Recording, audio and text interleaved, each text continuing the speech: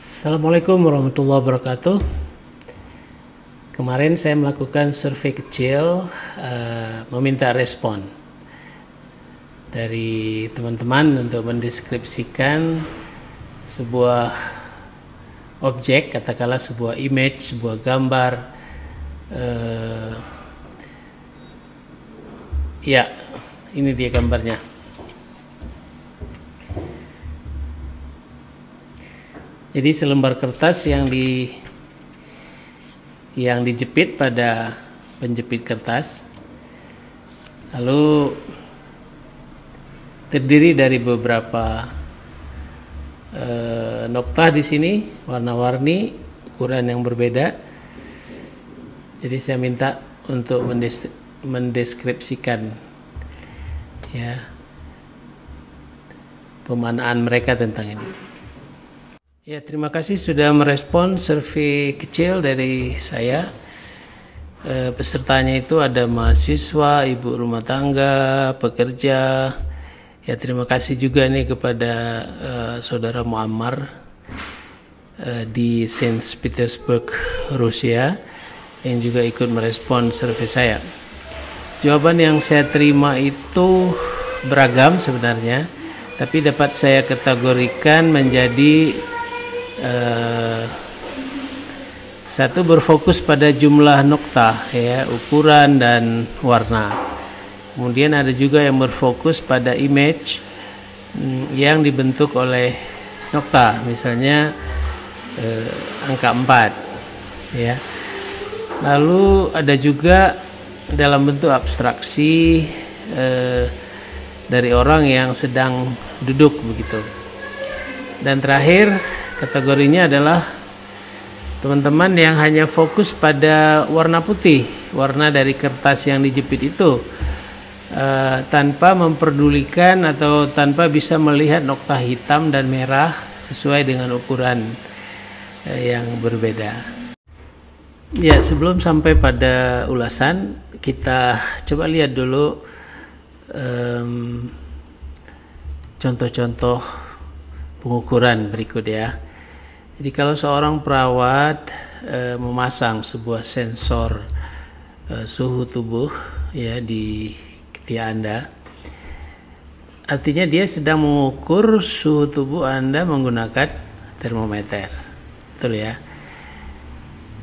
Nah, karena apa? Karena sensor peraba dalam hal ini kulit ya, ini tidak cukup sensitif untuk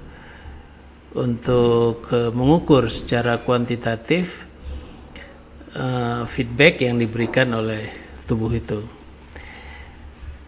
Contoh yang kedua, kalau seorang operator katakan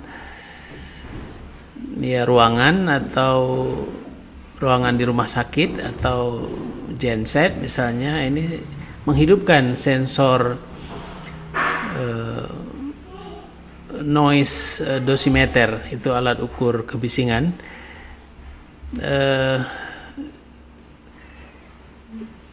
Itu artinya dia akan mengukur kebisingan di dalam ruangan itu, jadi berapa desibel. Nah, itu udah ada ukurannya, berbisik berapa ya, berteriak berapa, bicara normal berapa, seperti yang ada di layar. Nah, kalau saya memasang strain gauge semikonduktor misalnya, itu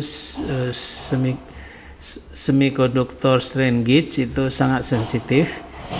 Saya letakkan dia pada permukaan, katakan sebuah batang yang terbuat dari baja, lalu batang itu diberi beban impact, diberi beban kejut dipukul, maka akibatnya akan terjadi penjalaran gelombang tegangan elastik dari sumber pukulan.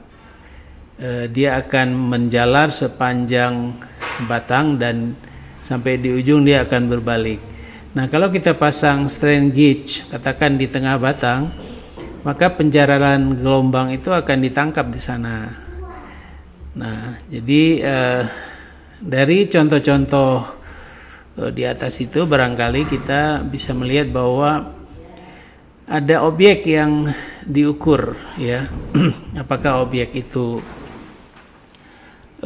tinggi rendahnya suhu atau besar kecilnya kebisingan atau bagaimana ya bentuk fisik dari gelombang yang ditimbulkan pada batang baja tadi.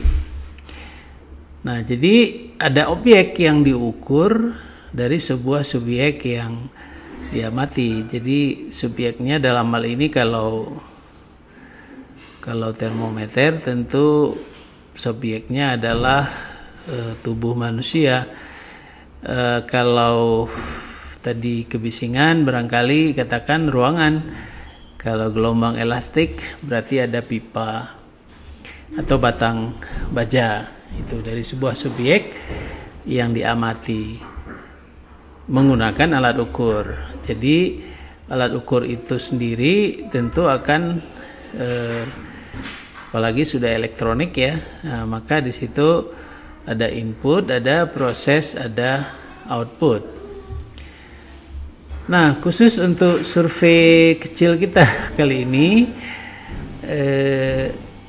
kita lihat bahwa image yang kita tampilkan tadi itu alat ukurnya tentu diminta langsung dengan menggunakan indera ya. Jadi sensornya langsung indera, dalam hal ini adalah mata. Jadi yang bisa memberi jawaban apapun itu kategorinya tentu harus bersyukur, artinya matanya alhamdulillah masih sehat ya, masih bisa, karena fungsi mata itu kan menangkap cahaya, refleksi cahaya dari benda yang diberikan cahaya itu ya sampai kepada pupil, masuk ke lensa, masuk ke retina. Nah, di retina itu ada makula.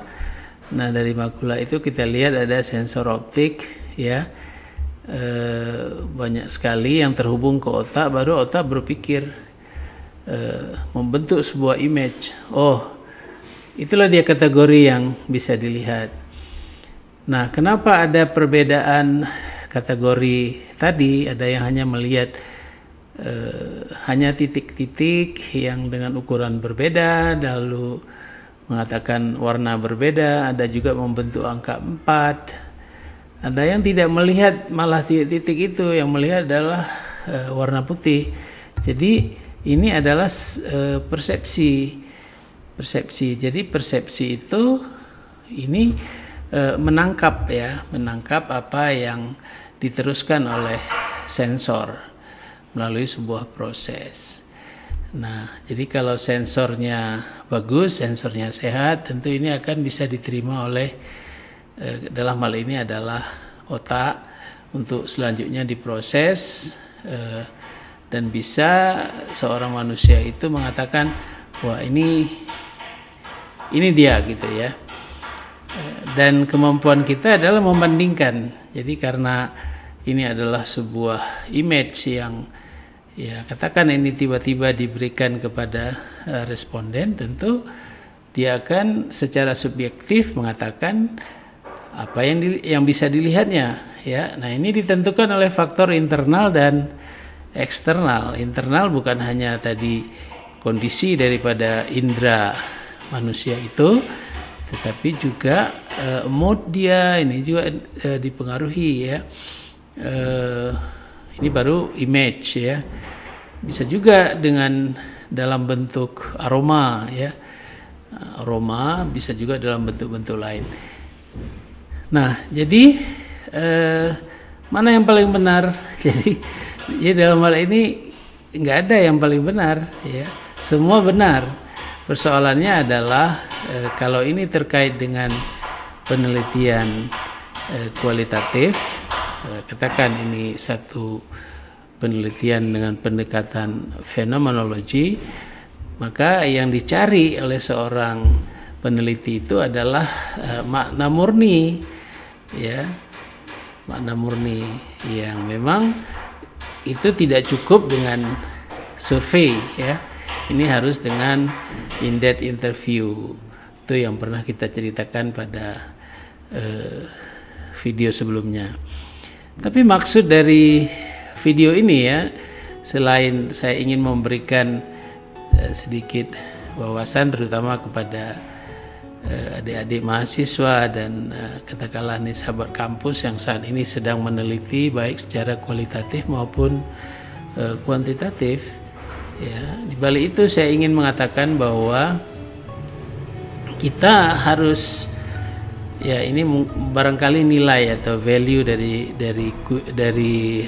cerita ini ya, dari kuis, bukan kuis ya, tapi dari survei ini, bahwa kita harus hati-hati ya, apa yang kita sebut dengan integritas ya, barangkali juga kita pernah dengar, karena nilai setitik ya rusak susu sebelanga.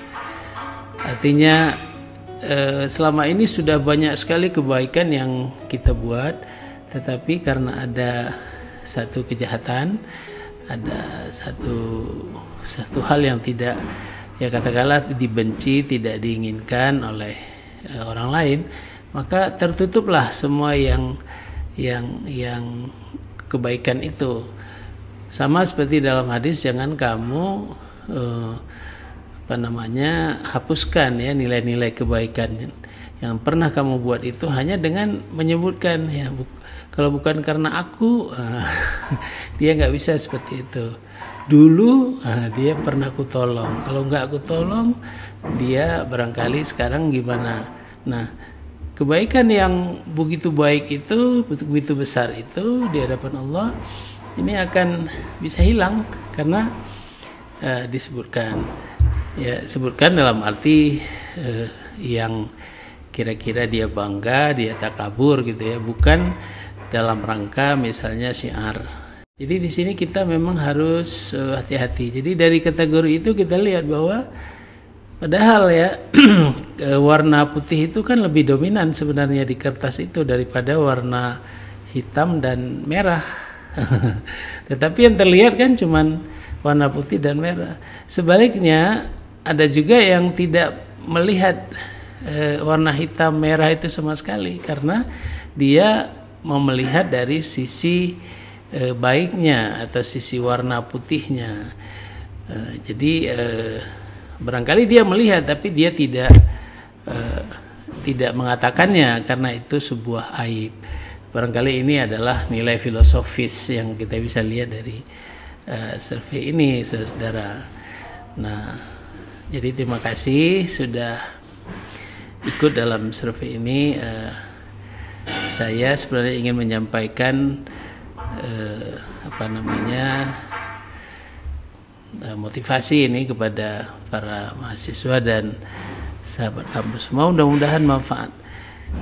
Kalau ini baik, bermanfaat, ya tolong like, komen, dan share. Terima kasih. Assalamualaikum warahmatullahi wabarakatuh.